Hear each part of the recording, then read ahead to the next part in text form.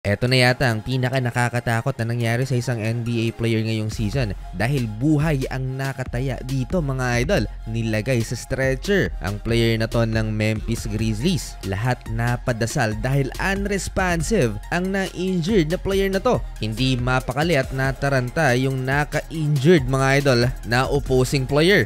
Laban to sa pagitan ng Charlotte Hornets at Memphis Grizzlies. Entering the final 1 minute ng second quarter, dito nangyari mga idol ang hindi inaasahang pangyayari. Miles on the year. Oh my! Oh my goodness! Jalen Wells! Sinubukan niyang idakdak ang bola sa transition mga idol pero nasa likod niya at tumatakbo rin si KJ Simpson.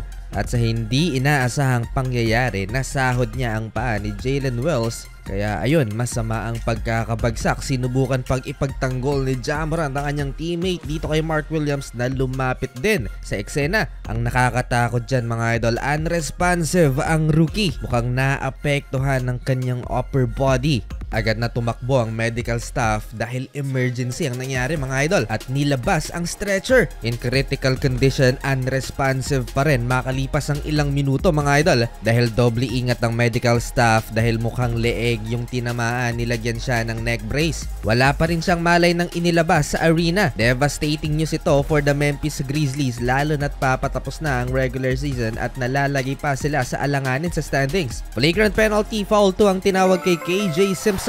One of the top rookie ang 21 years old guard ng Memphis Grizzlies and currently top 5 mga idol sa rookie ladder. He averaged 10 points per game at crucial ang role niya as starting 5 ng Memphis Grizzlies. Ito yung sinasabi ni Ja Morant na hindi na nga daw siya dadakdak dahil napakadelikado nga at nakatayado ng kanyang career.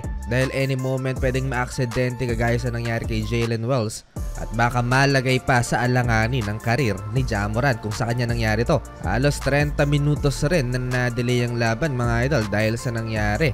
Well, natambakan lang naman ng Memphis Grizzlies ang Charlotte Hornets na walang LaMelo Ball. It's a collective effort monster double-double performance for the center rookie Zach Edey. Kinain lang niya ang depensa ni Mark Williams. Kasalukuyang standings pang-8 ang Memphis Grizzlies tabla sa Timberwolves, Warriors, Clippers at Nuggets na may parehong 32 losses. Parang roller coaster ang agawan sa playoffs ng Western Conference. Dahil isang talo lang, malaki ang paggalaw sa standings. Quarter, mukhang inaasar ni Ja Morant ang home crowd. Nang matirahan niya si Mark Williams ng 3-pointer ay tinakpan nga ang kanyang tenga. Hindi lang isang beses nangyari, sumunod na possession ginawa na naman niya kay Mark Williams mga idol. 3-pointer na naman, same spot. Panalo ang Memphis Grizzlies sa game na to at meron pa silang pag-asa na ma-secure ang top 6 spot at hindi malaglag ng tuluyan sa play-in.